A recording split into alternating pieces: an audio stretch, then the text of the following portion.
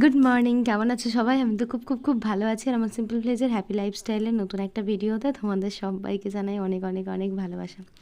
তো যাই হোক, ঠিক এই জায়গাটা থেকেই কিন্তু আমার ইউটিউবের পথ চলাটা শুরু হয়েছিল।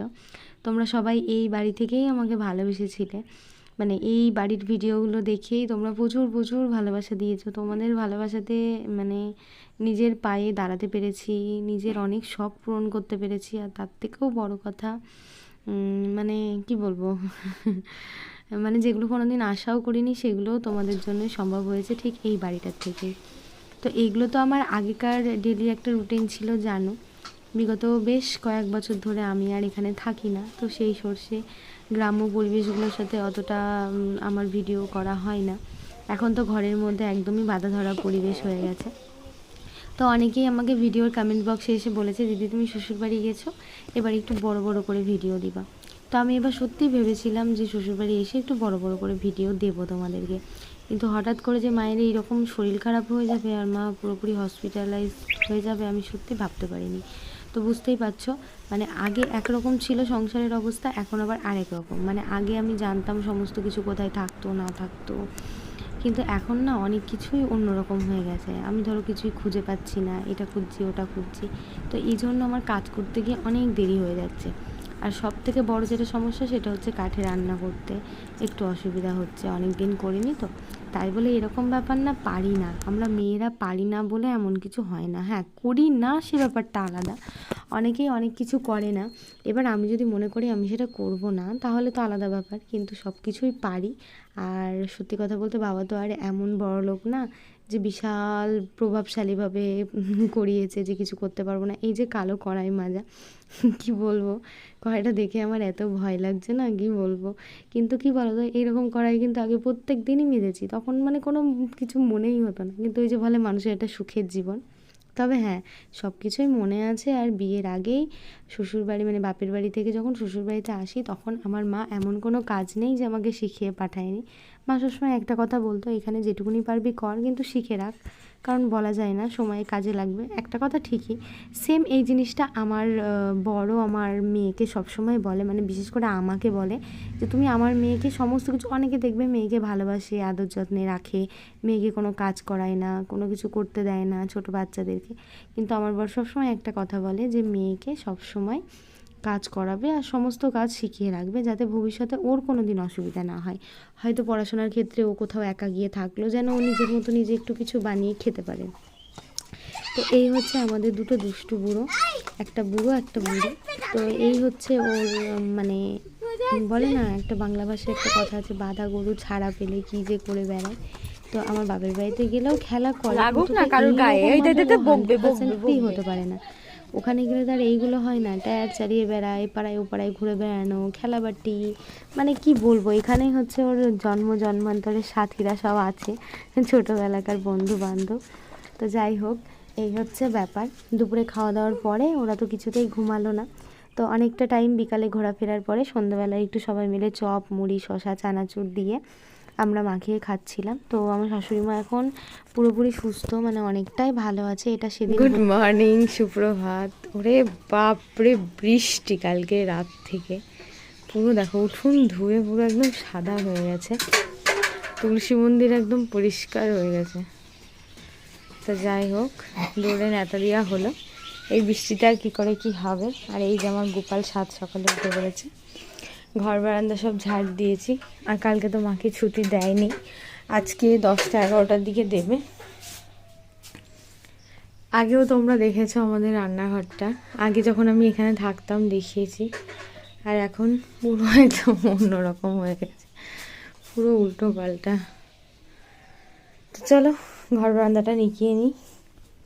যেহেতু আমাদের বাসি, মানে মাটির ঘর হলে কী হবে, বাসি ঘর। আমি বিয়ের পর থেকে আমার শাশুড়ি মাকে দেখি সকালবেলায় দুটো ঘর আর এই বারান্দা সবই।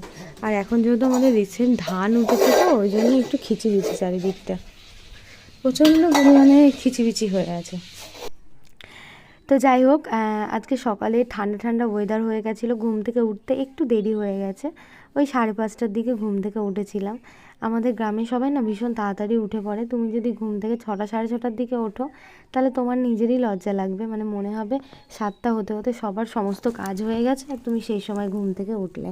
আর আমাদের এই পুচকি বুড়োটা দেখো বারান্দায় খেলা করছে। সকালের দিকে বাবারও অনেক কাজ থাকে, মানে অনেক ছোট ছোট অনেক খুঁটিনাটি কাজ থাকে। সব কাজ তো আর ভিডিওতে দেখানো সম্ভব হয় না। প্রথমে সকালবেলায় উঠে ছড়া দেওয়া, ঝাড় দেওয়া, সেইগুলো তো সেই সব কিছু তো আর দেখানো যায় না।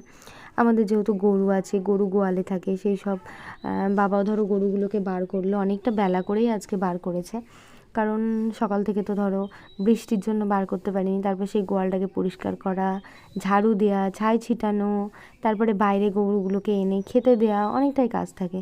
তো সকালের দিকে আর ধরার কেউ নেই, কিন্তু এখানে এসে তৃষানকে সবাই ভীষণ ভালোবাসে। মানে সত্যি কথা বলতে 24 ঘন্টার মধ্যে হয়তো আমি 1 ঘন্টা ওকে কোলে নিয়েছি কিনা আমি বলতে পারবো না।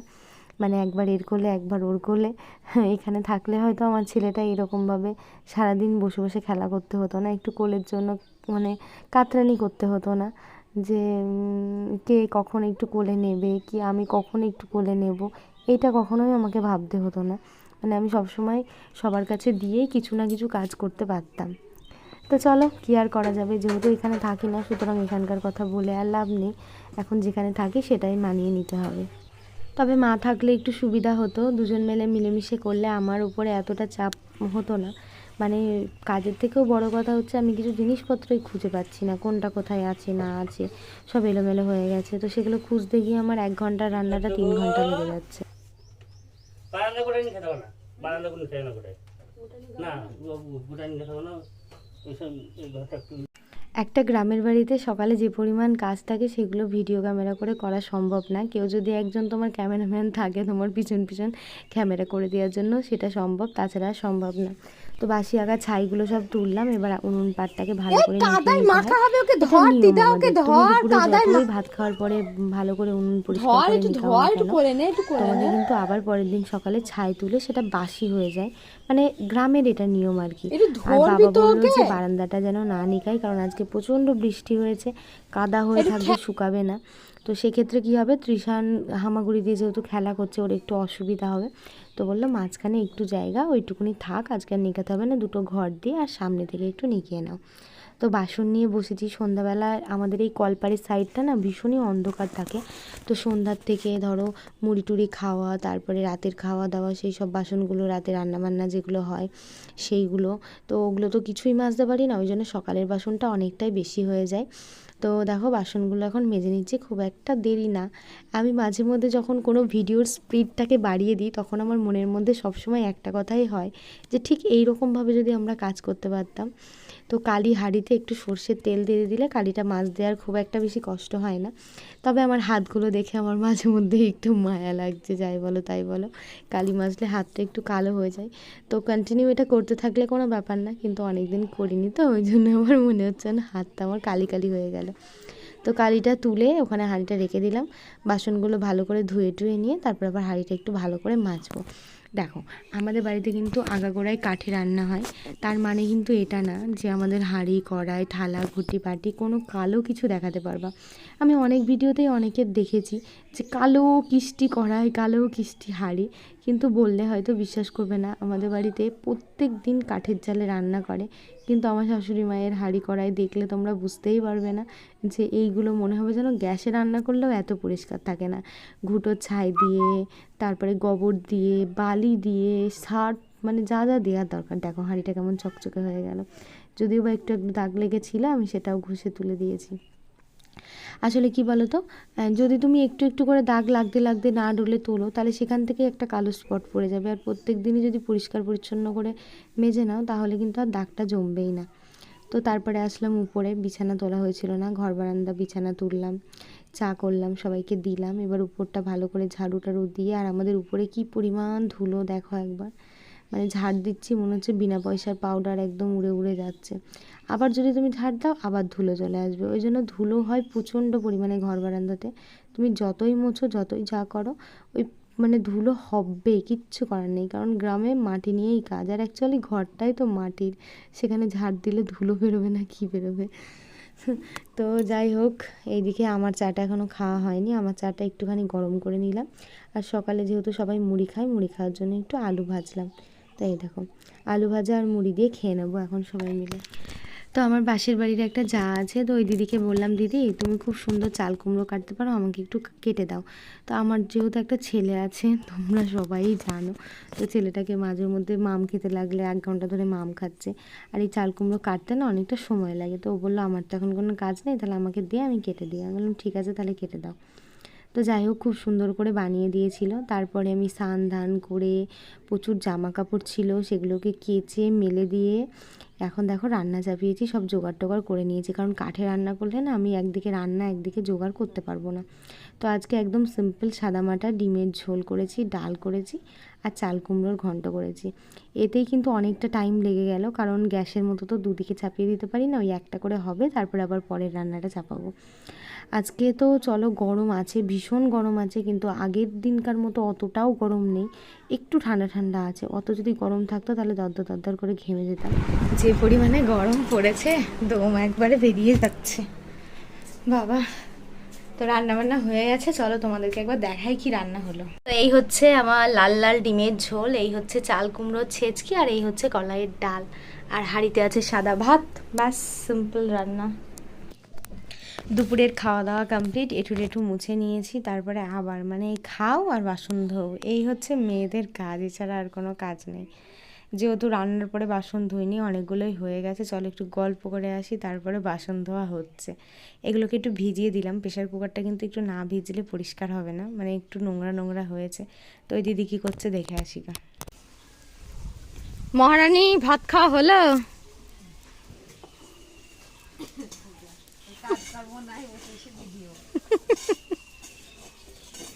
ভাত হয়ে গেল খাওয়া?